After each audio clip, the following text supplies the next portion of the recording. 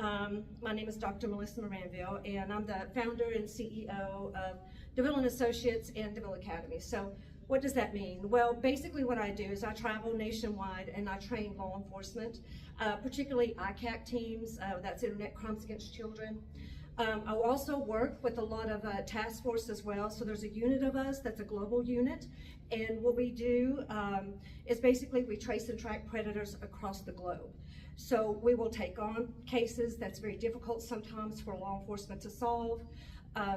So therefore, we will use different, basically special software that we may have in order to be able to pull that content, get our hands on the names of admins, who's operating these websites, etc., and then work with other law enforcement in those countries in order to take down these websites and individuals. So I have evolved in this field for a very long time. I started out with Knox County Sheriff's Department a very long time ago. I think it was about 100 years ago, or at least that's what I feel like.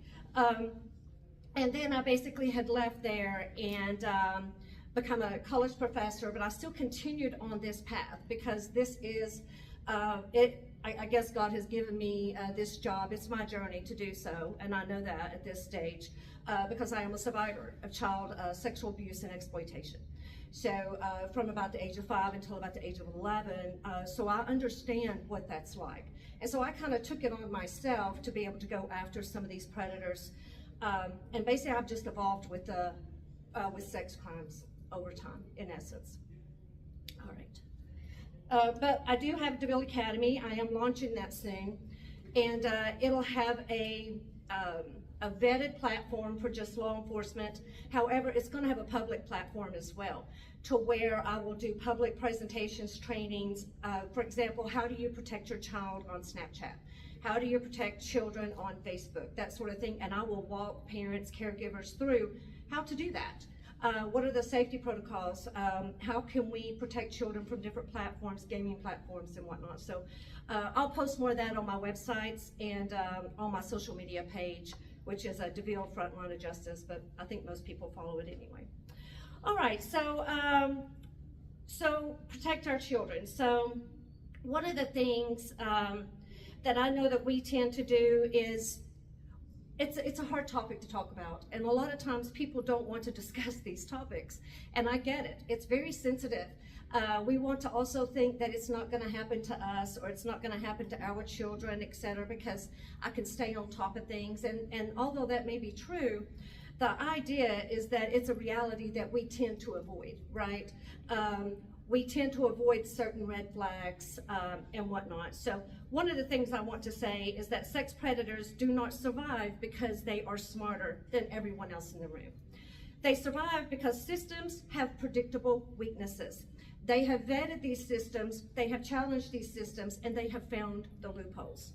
So over time, offenders tend to learn what gets ignored, what gets minimized, and what gets negotiated away. Basically, they learn the breaking points of accountability. They learn where those weaknesses are. And this is not a random behavior. They didn't accidentally stumble across this. This is intentional. It's learned behavior over time.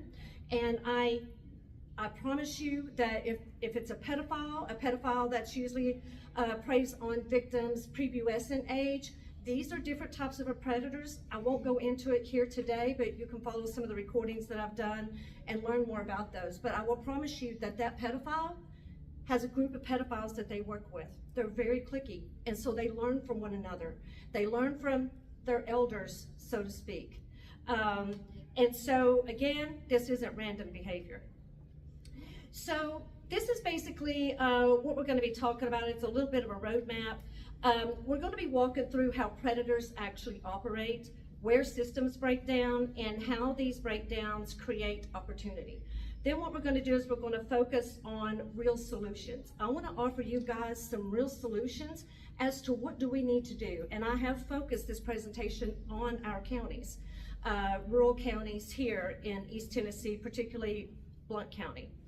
And my goal here is to not cast blame. I'm not going to do that. What I'm going to do is offer some education and some real solutions and trying to create an understanding about How can we fix these patterns that we're seeing? So one of the things when it comes to understanding predators is we need to move away from the idea that predators are impulsive or obvious, because they're not. We do have those sex offenders that can be impulsive, but that's not what we're talking about. We're not talking about those. We're talking about the ones who work their ways into our systems, our school systems, our church systems, right? Our community systems, our community programs, Boy Scouts, sports, coaching, etc. We're talking about those guys today. And most of these are very intentional. What they look for is they look for access to victims, they look for positions of trust, and they look for environments that have a low oversight. They look for those environments that they know they'll turn a blind eye or they'll move them to another location, so to speak, and that way they can stay embedded in these systems. They don't start with abuse. They start with positioning themselves correctly. So grooming is a process over time. It's not a single act. It's not something that we can identify right off the get-go, right? This is a process, and they build trust with the child, they build trust with the family, and they build trust with our communities. Then what they do is they slowly normalize inappropriate behavior. They create an emotional dependence on their victims, on their families. Oftentimes these predators will have already groomed the leadership teams. They will have already groomed family members. They will have, if it's a school system, they will have already groomed principals, counselors, etc., because this is a slow acclimated process. And once they get acclimated into this system, you'll see them abuse children for years until people start speaking up, until people start coming forward. Because the one thing a predator don't like is to be exposed. They do not want to be exposed. So they're going to do anything they can to not be exposed. And then what they'll do is they'll start to introduce secrecy, to keep secrets, to make someone their special person, etc. So by the time abuse is visible, the system is they're already behind.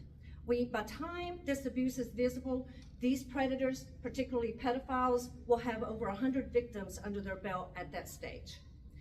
And if we only respond to the final act, what's happening is that we're going to miss everything that led up to it. So we have to be able to be 10 steps ahead.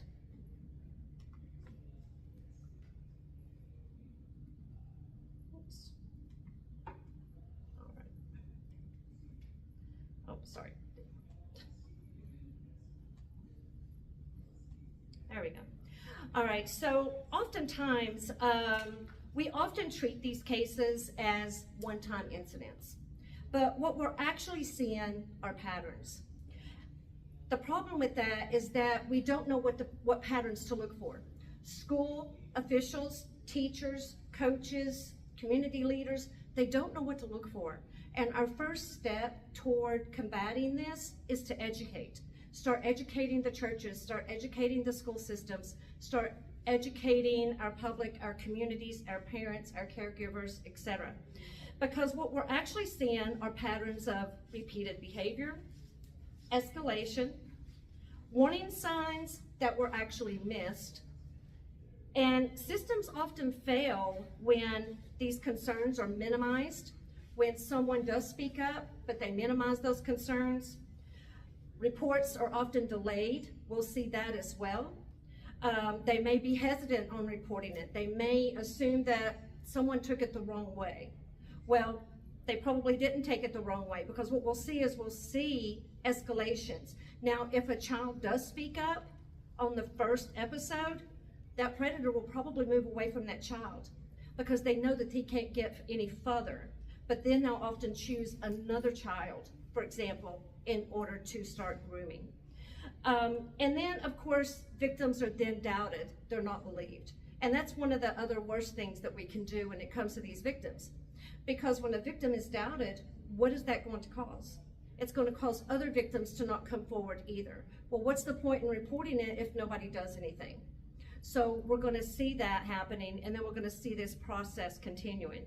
So this is not just about offenders, this is also about predictable system gaps as well.